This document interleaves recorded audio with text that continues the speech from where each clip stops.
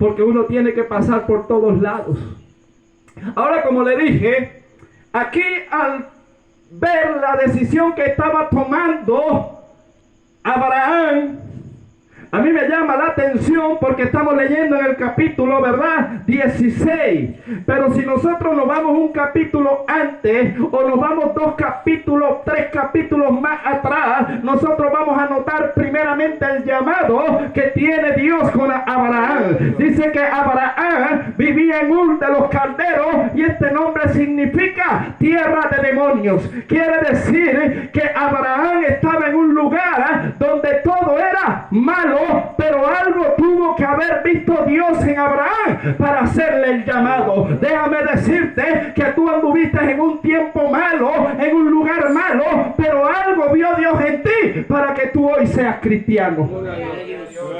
Todos quizás nos desechan, todos quizás no han visto el lado bonito de nosotros, pero a nosotros lo que nos interesa es que Dios escoge de lo más vil para avergonzar a los más sabios, y que de lo más débil levanta a Dios para avergonzar a los fuertes en su propia fuerza.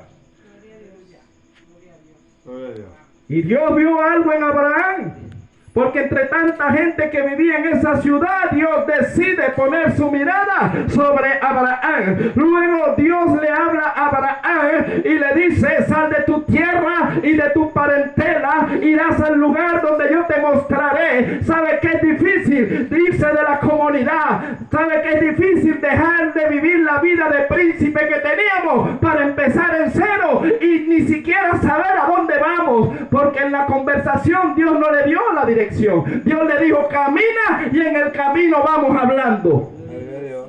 Qué difícil, ¿verdad?, es tomar decisiones, hermano. Pero cuando Dios da la orden, no se pregunta para qué, sino ordena y entendido. A Dios no se le pone ni se le cuestiona. Si Dios dice muévete, muévete. Si Dios dice siéntate, siéntate. Si Dios lo que Él diga, amén. Pero a veces, hermano, nos ponemos en una conversación con el Señor, que para qué, que por qué no mandas a aquel, que todo me lo dejan a mí, no sabiendo que Dios te está capacitando. Usted sabe que fuerte está en la iglesia y que hayan 100, 200 miembros y que trabajen 3 nada más. Y usted lo saturan de trabajo y nadie nota lo que usted está haciendo. Pero el día que usted falla, ya usted no sirve y hasta lo quieren botar de la iglesia. ¡Qué tremendo! Así es el pueblo. Y ahora usted dice: pero ¿dónde está el amor de Dios? Pues déjame decirte que te falta Biblia, porque Jesús mismo lo dijo: ¡ay, Jerusalén, Jerusalén, tú que apedreas a los profetas! ¿Cuánto no quise yo juntarlos como la gallina junta su polluelo? Y no quisiste. Si no aceptaron a Cristo, te van a aceptar a ti. El profeta no es bien visto dentro del pueblo, porque el profeta tiene una mayor visión, y cuando él va a corregir no ven a Dios, ven al profeta, y por eso es que le echan palo al profeta. Por eso Jeremías hablaba y decía: Señor, cada vez que yo hablo tu palabra, tú me sedujiste, pero cada vez que yo obedezco a lo que tú me estás mandando, como no pueden rebelarse contra ti, le caen a palo al vaso. ¿Y quién es el vaso? Le van a dar palos al que lleva el recado, hermano. Ahora ya te está entendiendo. Pero Jesús diciéndole a sus discípulos: alégrense cuando digan todo tipo de mal contra ustedes, mintiendo, porque vuestro galardón es grande en los cielos. Entonces cada vez que usted predique, algo tiene que pasar, alguien tiene que molestarse, porque si usted puro lo aplaude, usted está agradando a la carne. Pero cuando usted habla de santidad, hay gente que dice: el predicador se cree que es más santo que los demás. No, déjeme decirle que eso también me cae a mí. A veces uno predica para allá y uno carga una liga y se reviente y uno mismo se da. Lo que pasa es que uno sonríe y uno dice: esa como que es para mí. Entonces vean lo tremendo. Lo primero que hace Abraham es obedecer a Dios. Cuando usted y yo estamos alineados a la voz de Dios, las bendiciones nos van a seguir. Nosotros no tenemos que perseguir las bendiciones. Dios dijo ahí en Deuteronomio: he aquí a Israel, yo pongo 2 caminos, el camino del bien y el camino del mal. Escoge pues. Dios deja que la gente escoja. Dios no quiere a nadie obligado. Pero sí le aconseja y le dice, pero te aconsejo que tomes el camino del bien, porque si tú haces todo conforme a mis mandamientos, todo será prosperado. ¿Cuántos queremos prosperar? Pero lo que va a traer prosperidad, hermano, es la obediencia a Dios. No el que se pare aquí y usted dice, bueno, pero ¿cómo es este asunto? De repente el pastor le invita a un predicador para acá y el más desordenado, el que nunca viene, el que dice, Dios te va a bendecir. Y el pastor y los demás hermanos dicen, pero es que ese hermano ni lo vemos. ¿Y cómo es esto, Señor? No hay que enseñar eso. Lo que hay que enseñar es que el que es obediente al Señor, Dios lo bendice. Si usted y yo somos obedientes, Dios nos va a bendecir. Pero si no somos obedientes, ¿cómo nos va a bendecir el Señor? Varón, pero yo he visto gente desorganizada que le ha ido bien, sí, porque el diablo se le presentó a Jesús en el desierto, en una de las tentaciones que lo llevó al penáculo más alto, le mostró todas las riquezas de este mundo y le dijo, si tú postrado me adorares, yo te daré los bienes de este mundo. Hermanos que cargan Biblia, pero que no sirven a Dios, sirviendo al diablo, que el Señor lo reprenda, y por eso usted ve riqueza en ellos, pero están secos, están muertos, y si viene Cristo se quedan. Gloria a Dios. Sí, no, claro, el enemigo mientras usted le da a él supuestamente es una bendición, no es una maldición. Todo lo que caiga en sus manos y lo aleje de Dios es maldición. Las bendiciones vienen, pero me acercan a Dios. Y dice que toda buena dádiva y todo don perfecto desciende del Padre de las luces, en el cual no hay variación alguna, no hay sombra de variación, los enriquecen y no hay tristeza en ellos. Pero el enemigo sí te da, pero después cobra, después pasa factura. Y esto lo sabe todo el que le gusta lo fácil. Y yo cuando estaba nuevecito en el Señor y me decían que me iba a bendecir, yo quería todo fácil. Y cada vez me salía Josué 1, 9 y 8. Mira que te mando que te esfuerces, que seas valiente, que no temas ni desmayes. Y yo decía otra vez, esforzame. Y el Señor me dijo, aquí en el camino es angosto, la puerta es estrecha y todo es esfuerzo. Si te gusta, sígueme. Si quieres el camino ancho, ahí está el camino. Le dije, no, Señor, ¿a dónde iré si tú tienes palabra de vida? Entonces, haz silencio y avanza. Así me trata el Señor a mí, no sé a usted. Eso es lo que dice mi Biblia. Y yo le digo, oye Señor, pero a veces tú me hablas como duro. Pero me dice, pero es que yo quiero que tú seas salvo. Porque los planes de Dios es que ninguno perezcamos, hermano. Pero qué difícil, ¿verdad? Obedecer a Dios. Levante la mano el que diga que es fácil obedecer a Dios. Si Dios le va a pedir es lo que usted más, todo lo que Dios vea que lo va a separar de Dios, se lo va a quitar. Mire, el profeta Ezequiel dice que los ojos de Ezequiel, ¿quién era? Su esposa. Y como Dios notó y dijo, mira este, es profeta y su esposa está por encima mío. Y el primer mandamiento es Dios por encima de todo. Y luego después que le dice que se la va a quitar, de paso le dice, no quiero que la llores. Oye, qué tremendo trato Dios con su profeta, hermano. Usted no quiere que Dios le quite nada, entonces no ponga nada por encima de Dios. Usted pone el trabajo por encima de Dios, se lo quita. Usted pone el hijo por encima de Dios y le quita el hijo. Usted pone la esposa o el esposo por encima de Dios y Dios se lo quita. Entonces, primero Dios. Entonces la obediencia, lo primero que tiene que entender el hombre o la mujer de Dios es que Dios está por encima. Ahora la pregunta que nosotros debemos hacernos, si nosotros estamos trabajando en un empleo, nos están pagando dólares y estamos ganando bien, ¿por qué no llegamos tarde? Porque si llegamos tarde nos amonestan, nos marcan tarjeta y nos botan. Oye, perdimos la bendición. Pero ¿por qué al servicio sí llegamos después? ¿No es esto una empresa también? ¿No nos chequea el Señor? Y una vez una hermana me dijo, hermano, ¿por qué usted Dios le responde tan rápido? Porque si el servicio es a las 7, yo llego a las 6 a orar. ¿Y usted a qué hora llega? No, yo llego casi cuando van a pasar predicadores, entonces haga silencio, porque Dios se tarda, pues Dios le va a dar y le va a devolver lo que usted haga. Aleluya, Dios. Porque si no, entonces yo dejo de servir a Dios, porque sería injusto que yo me sacrifique, que yo dé lo mejor y que Dios te bendiga a ti igual como me bendice a mí si tú no te esfuerzas. Entonces no sería justicia de Dios. Y me dijo, tienes razón, varón. ¿Quiere que le responda rápido la oración? Pues llegue temprano, ore, Aleluya, Dios. pelee la batalla. Pero la gente quiere lo fácil.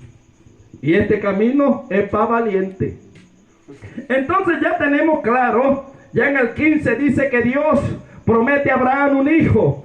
Abraham ya había pasado por una escasez porque fue a Egipto, tuvo que meter una mentirita ahí, ¿verdad? Dijo que Sarai era su hermana porque era muy linda y entonces había gran hambre, pero luego, bueno, Dios lo defiende porque Dios sabía que había hecho algo por miedo. Entonces Dios sigue tratando con él y en el capítulo 15 ya Abraham está prosperado, pero no tiene hijo. Y Dios le dice a Abraham, porque Abraham tenía una comunicación con Dios. Yo me imagino a Abraham saliendo hacia el patio, no sé, hablando como cuando uno va por la calle, a veces uno se le olvida que está en la calle y la gente dice, varón, tú como que te volviste loco, estás hablando solo. Yo le digo, no, yo no estoy hablando solo, yo estoy hablando con Dios. Tú no lo ves, pero yo sé que Él va conmigo y Él me entiende y Él me responde. Y Abraham estaría hablando allí en su intimidad, Señor, me has prosperado, has sido muy bueno conmigo, pero ¿quién me va a heredar todo lo que yo tengo? Un criado. Y Dios le dice a Abraham, porque Abraham había dejado todo, porque Abraham estaba siendo obediente, aunque cometía errores, pero seguía en obediencia.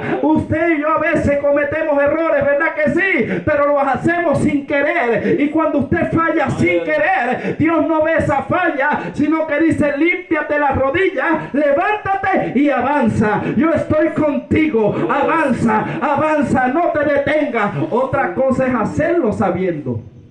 Aleluya, Dios. Y Abraham allí, Dios le dice, voltea para arriba, Abraham. Y Abraham ve y ve las estrellas y le dice, así será tu descendencia. Tú ves así el mar y ve la arena, así también será tu descendencia. Lo que no sabía Abraham era que Dios sabía que Abraham iba a tomar una decisión en la carne. Dios sabe que tú vas a fallar mañana, Dios sabe que yo voy a fallar mañana, pero aún así dice, tú eres un vaso de honra, yo te amo y yo te voy a usar. Avanza, sigue adelante, Él te ve terminado. Aleluya. Cosa que no vemos los hermanos. Nosotros trabajamos con el día a día. Fallaste hoy, ya no sirve. Dios sabe que nosotros fallamos hoy, pero ya nos ve mañana terminado. Y vea lo bonito como Dios nos ve. Dios le dice allí a Abraham, ¿verdad? Entonces ahora sí viene el asunto. Ya Dios le dice a Abraham y Abraham le cree a Dios. No sé cuánto tiempo pasó del 15 al 16 donde leímos. No sé cuántos años. Pero cuando Abraham sale de Ur de los Caldeos tenía 75 años cuando recibe el llamado. Luego aquí dice que Sarai sabía los planes de Dios con Abraham. Pero ella se desesperó. Ella veía que pasaba el tiempo y no llegaba la promesa. Y Abraham le pareció bien la idea. Pero ahí yo no veo que ya Abraham tiene comunión con Dios. Ya en el capítulo 16 ya no está Abraham consultando a Dios, sino que Abraham empezó a consultar a su mujer y su mujer estaba desesperada. La orden era que Abraham tenía que seguir hablando, era con Dios y no hablar con la mujer, menos en una situación cuando la mujer estaba desesperada porque quería un hijo. ¿Verdad que cuando nosotros estamos ansiosos tomamos malas decisiones? Cuando nosotros necesitamos algo, el enemigo sabe lo que necesitamos y nos lo pone fácil o no nos lo pone fácil. Usted tiene hijos, no tiene que comer y viene alguien a decirle, pero eso es rapidito, te vas a ganar tantos dólares en 5 minutos. Pero no, varón, y si caigo preso. Pero mira, los niños tienen hambre, presentándote el problema. Eso es lo que hace el enemigo, seducirte. ¿Pero con qué? Con algo que te está haciendo falta. Y el enemigo se metió. ¿Por qué? Porque ¿qué deseaba Sarai? Un hijo. Y Abraham también. Y ya el enemigo sabía que Abraham y Sara necesitaban un hijo, pero no era el tiempo todavía. Entonces, ¿qué pasa? Que Sarai, viendo que no podía concebir, llega y le echa la culpa a Dios y le dice a Abraham: Dios me ha hecho estéril. Lo que Dios hizo fue guardar el vientre para que nadie ensuciara donde venía su profeta. Gloria a Dios. Yo no sé si usted está entendiendo, pero cuando usted ve a Rebeca, cuando usted ve a Elizabeth, las mujeres que están llamadas a parir profetas, Dios las hace estéril y luego le abre la matriz en el tiempo que Él decide, para que el enemigo no ensucie donde van a estar sus profetas. Hasta de eso tiene cuidado Dios. Hasta de eso. Cuando Dios determina algo, Él hace la historia, hermano, y uno no entiende. Y Él dice que la que no paría fue la que tuvo más hijos después. Aleluya. Hablando de dos naciones, Israel, pero luego vendrían los gentiles. Qué tremendo es el Señor. Ahora veámoslo a lo terrenal. Agar, una mujer más joven, era egipcia. Era una criada y ella estaba sujeta a lo que sus amos dijeran. Sarai quizá diciéndole, porque no sé si fue en el mismo momento, pero pasaría tiempo en que Sarai le decía: oye Abraham, mira, verdaderamente necesitamos un hijo. Yo no puedo darte un hijo. El problema lo tengo yo, no tú. Yo te voy a dar a mí, a la criada, para que tú engendres un hijo. Y luego que ella lo engendre, nos quedamos con el muchacho. Como diciendo, vamos a ayudar a Dios. Dios dijo que te iba a dar un hijo, pero vamos a ayudar a Dios porque Dios se está tardando. No adelantes el tiempo de Dios porque vas a sufrir. Si tú te adelantas y tomas la decisión en la carne, después vas a llorar. Y cuando estés llorando, Dios te va a decir: yo te dije que lo hicieras. Al momento, a Abraham le pareció. Creo que fue el que mejor le pareció. Tenía ahí a Agar, una más joven. Sarai era una mujer hermosa, pero ya habían pasado los años. Y dice que cuando Abraham le llega y Agar concibe, tiene en su vientre aquel niño. Dice que ya Sarai como que se había arrepentido, pero ya la decisión había estado tomada. Ahora, ¿cómo se sentirán las mujeres si llegan y saben que su esposo, su hombre, la de al lado, la vecina o la criada, tiene un hijo? Y seguro quizás Agar le decía, no lo dice la Biblia, pero yo me imagino: Abraham, ven, toca, que acá el niño está dando una patadita. ¿Cómo sentiría usted que su esposo está tocándole el vientre a su criada que tiene un hijo de ella? Empezó a irritarse porque ella no vio a largo plazo las consecuencias que le traería una mala decisión tomada en la carne. Por eso no tomes decisiones en la carne. ¿Y cómo es tomar decisiones en la carne? Pues ¿cuáles son las obras de la carne? Ira, contienda, rabia, enemistad, pleito, celo. ¿Quién acerta una buena decisión cuando está irado? ¿Verdad que soltamos palabras que después no podemos recoger? Y decimos: ¿para qué yo dije eso? Palabras que marcan de por vida.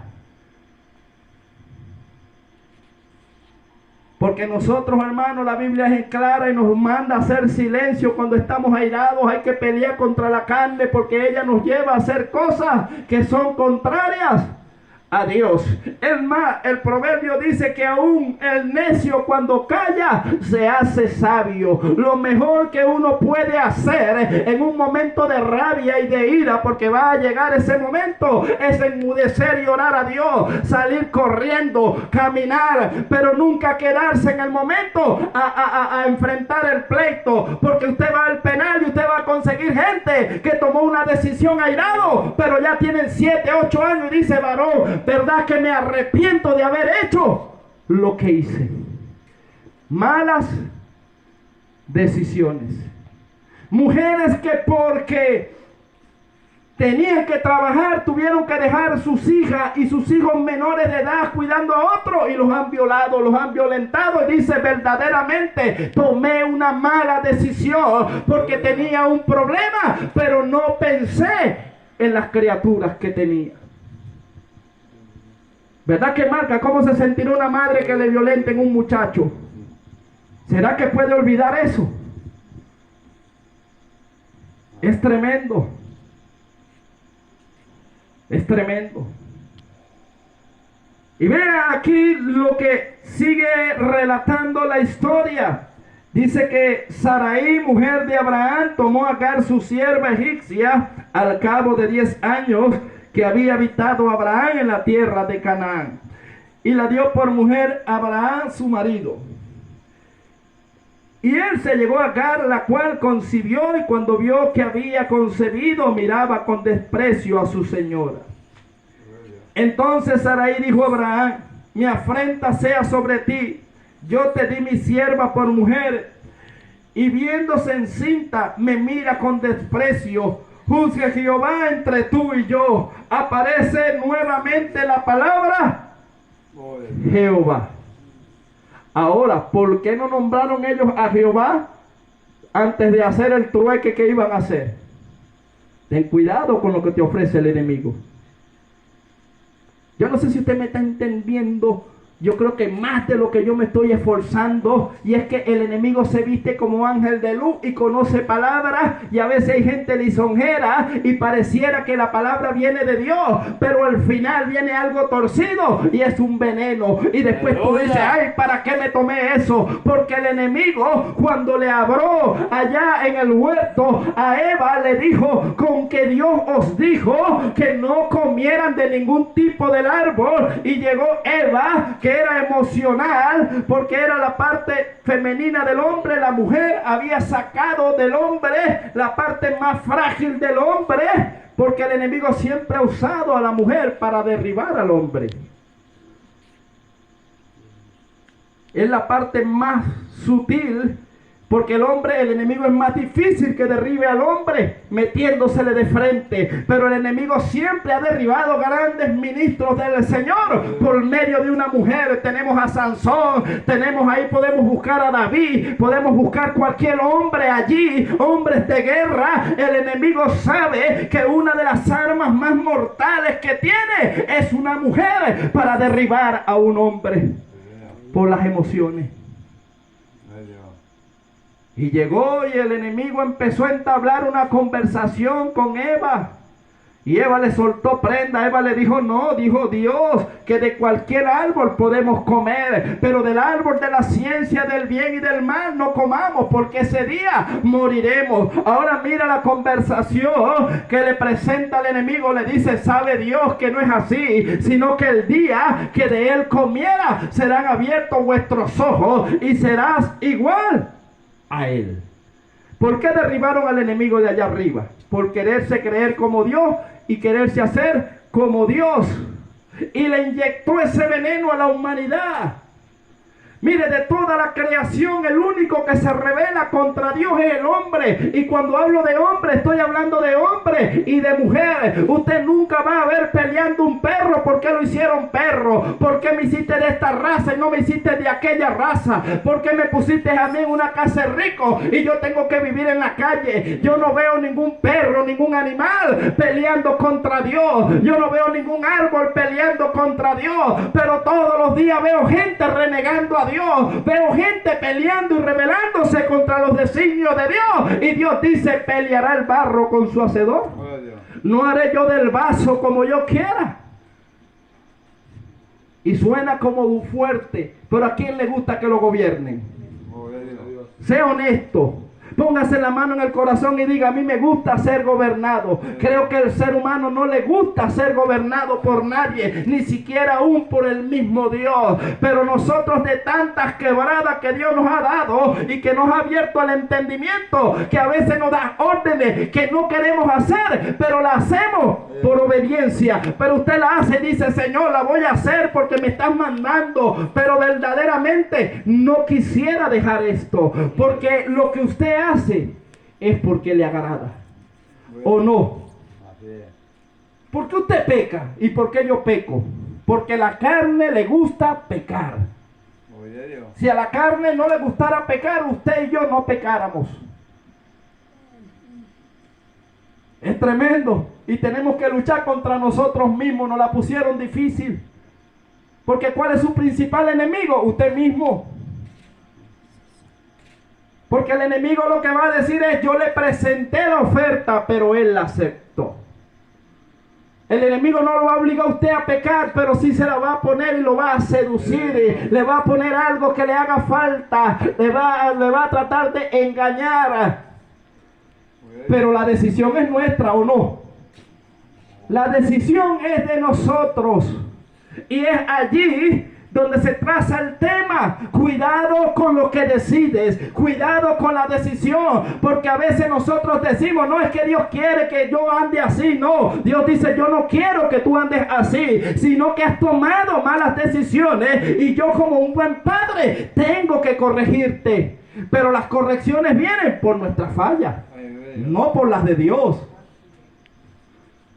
No, que Dios prospera a uno y a otros no. Bueno, ese es obediente. Yo todavía no he aprendido la obediencia completa. Pero mientras yo más me sujete a Dios, Dios me va a bendecir en todos los ámbitos. En todo. Abraham tenía plata, Jacob tenía plata, David tenía plata, Salomón tenía plata. Dios prospera en todo, pero primeramente buscando el reino de Dios y su justicia. Lo demás viene por añadidura. Ahora, ¿por qué Dios no nos dará tanto dinero? Dice que la raíz de todos los males, el amor al dinero.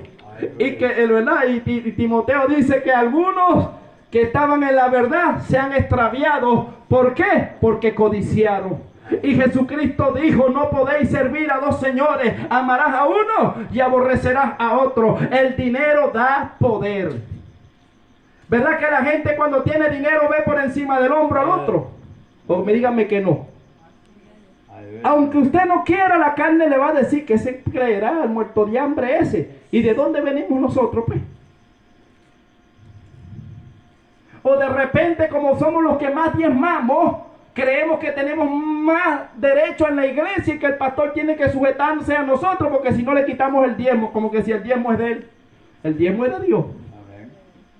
Pero lo vemos, hermano, eso. Entonces, una vez una hermana me dice a mí: hermano, y diezmaba bien al día. Y ella criticaba mucho a otros que no diezmaban. Yo le decía: hermana, lo que pasa es que usted, porque gana poco y no le pesa dar el diezmo, pero quizá cuando usted, si Dios le da más, porque ella se quejaba: yo diezmo y no me dan. A lo mejor usted no va a querer diezmar, va a querer, le va a pegar. Y sabe, Dios la probó. Dios la probó. ¿Y sabe cómo la probó? Le llegaron, creo que fueron casi en ese tiempo, $700. $700. Ella ganaba, era ni $30, y agarró $700 en esa semana. Y cuando yo le pregunté: ¿ya diezmaste? Dijo: no, es que es como mucha plata, ¿qué va a hacer el pastor con eso? Y yo le digo: sí, pero tú estás probando a Dios y Dios te está dando $700. Si tú fueses pasado la prueba, quizá dentro de 5 días ya eran 7,000. Porque si en lo poco tú no le eres fiel a Dios, ¿cómo será si Dios te da más? ¿Se le endurece el corazón o no? Y nosotros decimos: si yo tuviera plata, yo ayudara a los necesitados. Pero que te lleguen $5,000 y venga un vecino de al lado y te diga: necesito $700, ¿se lo da? ¿O se endurece el corazón? $700, ¿y para qué quieres tanto? Pero no pediste los 5,000 para ayudar.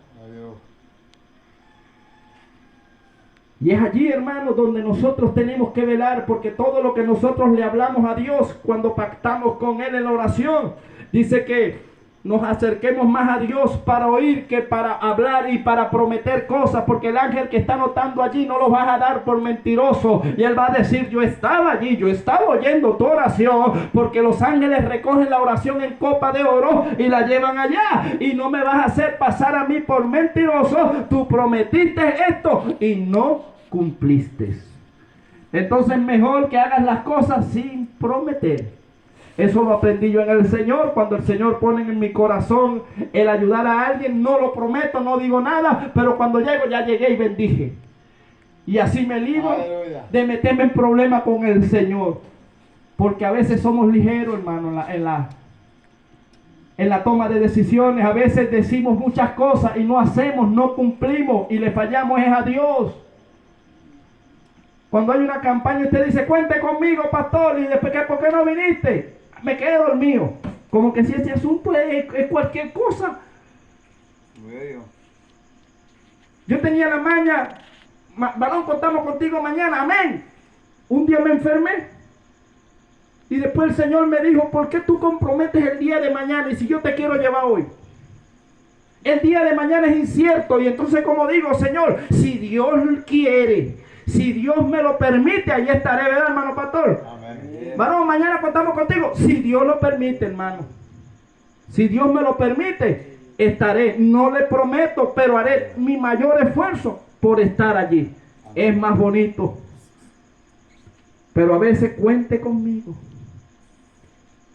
Y miren la cuestión, no me estoy saliendo del tema porque son tomas de decisiones y por eso es que el Señor me hacía hincapié de que no recibimos las bendiciones porque le fallamos a Dios y quizás no lo vemos, pero prometemos cosas, nos comprometemos con Dios y no cumplimos. Ahora está Dios comprometido a cumplirnos.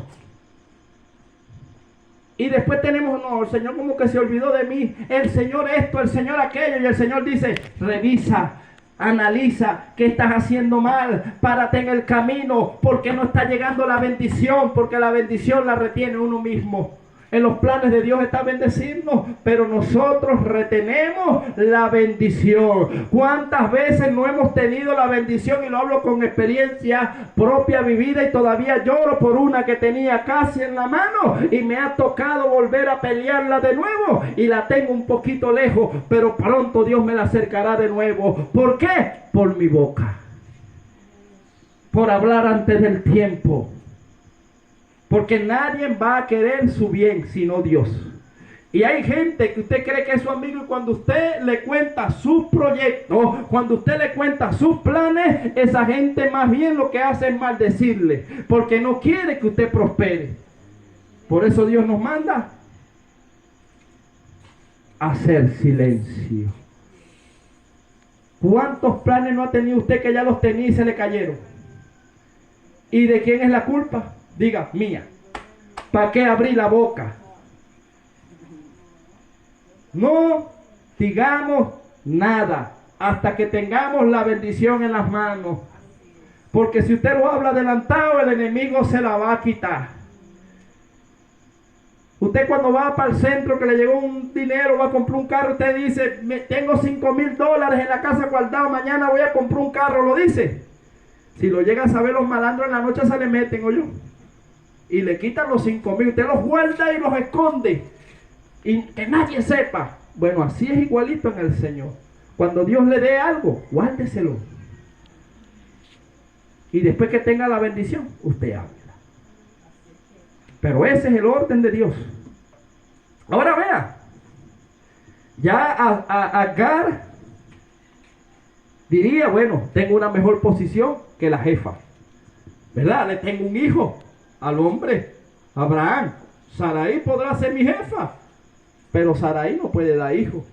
Y dice que la irritaba y Sarai molesta. Y dice que en una de esas, Agar salió como para irse, pero llega y se le apareció un ángel y le dice, ¿para dónde vas, Agar? Anda y vuélvete y ponte sumisa a Sarai.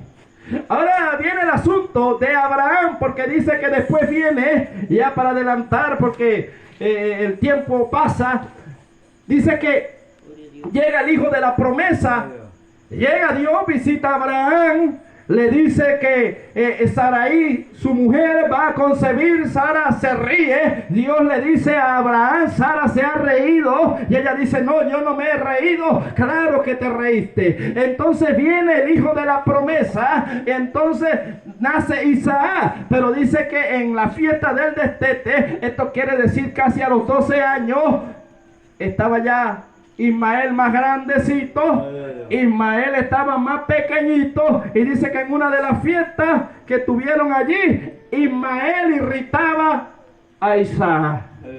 Y empezaron los problemas en la casa. Ahora, vea, si usted métase en los zapatos de Sara.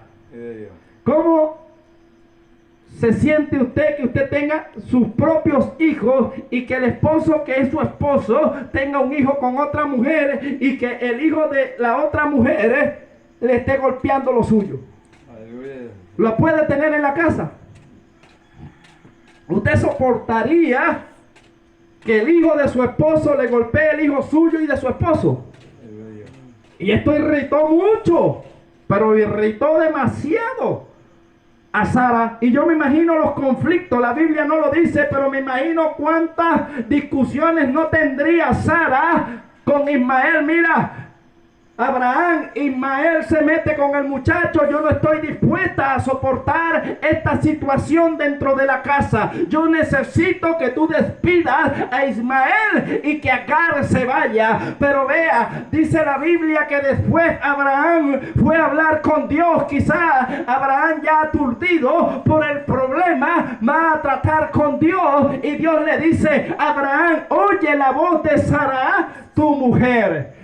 Por eso Abraham oye la voz de Sara, porque Dios le dice: oye la voz de Sara. No cree usted que Abraham era muy manso tampoco, porque Abraham decía: yo soy el hombre, yo soy la cabeza. Sara o Sarai en ese momento habló conmigo, hicimos un pacto. Ella tiene tanta culpa como la tengo yo. Ahora, como Sara tiene a Isaac, ya no le duele a Ismael, pero Ismael me duele a mí porque es mi hijo. Yo no sé si usted está entendiendo. El que estaba siendo más golpeado era Abraham, porque le dolía a Ismael, porque era su hijo. Pero Sara no era la mamá de Ismael, pero sí de Isaac. Y se presentó el problema dentro de la casa. Esto pasa cuando usted vive entre la gracia y la ley. Un ratico camina en el espíritu y otro ratico camina en la carne. Hay un gran problema dentro de la casa, y usted o corre a la libre o deja a la esclava, pero no puede tener a las dos, porque usted sería tomado, o yo sería tomado, como un hombre inconstante, que hoy sí quiero venir al culto, pero mañana no quiero. Que hoy sí tomo una decisión, pero que mañana tampoco. Y eso no agrada a Dios, porque eso te hace tibio. Y dice que Jehová te vomitará de su boca. O te quedas con una o te quedas con la otra. Pero no podemos vivir una vida doble. Y acá Abraham tuvo que ponerse la mano en el corazón, porque lo que se hace en la carne duele. Póngase la mano en el corazón como un padre. 12 años el muchacho, Abraham viéndolo desde niño, cargándolo. A los 12 años ve que Agar agarra una tinaja de agua, agarra al muchacho un poco de pan y se va al desierto. Póngase así, imagínese el escenario de Abraham viendo que su hijo se iba con Agar. ¿Quién sufrió más? Ambos sufrieron. ¿Pero por qué sufrieron? Por la decisión que habían tomado. No consultaron a Dios en el momento de tomar una decisión. Por eso toda decisión que tomemos, iglesia, consultémosle a Dios primero.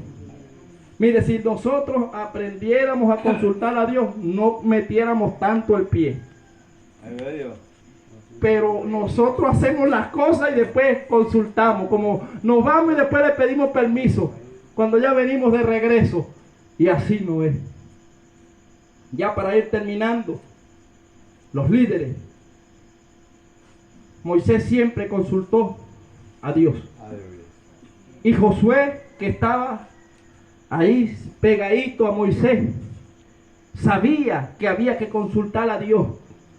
Y Josué las primeras batallas las ganó, Pero ¿por qué se caen ahí, varón? Se caen ahí porque se confió y no consultó a Dios. Y resulta que en Jericó otros habían agarrado anatema, lo habían metido dentro del campamento. Y llega y entonces Josué se aflige y Dios le dice: ¿por qué te postras así? Hay anatema dentro del pueblo. Saca el anatema para yo poder pelear por ti. Para que esto crezca tiene que salir el anatema. Tiene que salir lo que no es de Dios. Hay que andar en el orden de Dios para que Dios prospere. Pero a veces el líder no puede entender que alguien tiene un anatema en el templo, porque todo lo que Dios toca crece. Si la cuestión no está creciendo, hay anatema. Ahora el problema es: ¿y cómo sabemos dónde está? Rodillita, ayunito, y muéstranos, Señor, quién es el que tiene la maldición, no para matarlo, sino para libertarlo. Porque ni crece él ni nos deja crecer a nosotros. Entonces, ¿cómo es este asunto, Señor? Si tú estás aquí, yo quiero ver crecimiento. Si tú estás aquí, Señor, yo quiero ver las almas llegar. ¿Dónde está la bendición? Abre la ventana de los cielos, Señor, para yo testificar de ti. Porque Dios multiplica, no resta. ¿O no es así? Bueno, hermano, hasta acá el mensaje, pero ahora sí vamos a orar. El que sienta el deseo de orar, o que yo ore,